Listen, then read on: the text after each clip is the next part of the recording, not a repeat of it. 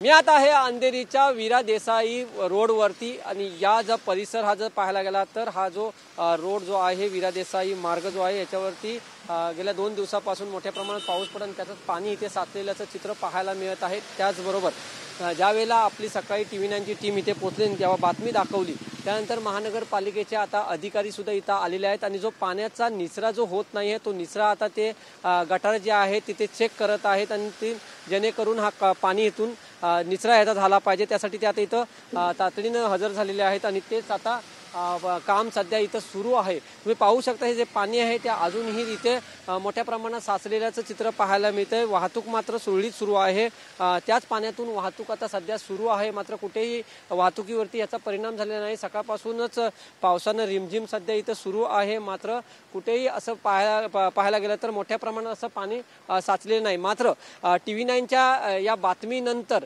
सकाळी जेव्हा आपण ही TV9 ची टीम इथे पोहोचली बातमी दाखवली त्यानंतर आता महानगरपालिकेचे जे कर्मचारी आहेत ते इथं दाखल झाले आहेत आणि पाण्याचा निचरा करण्याचं काम सध्या सुरू आहे। व्हिडिओ जर्नलिस्ट खंडूसह मी वैभव घाग TV9 मराठी अंधेरी।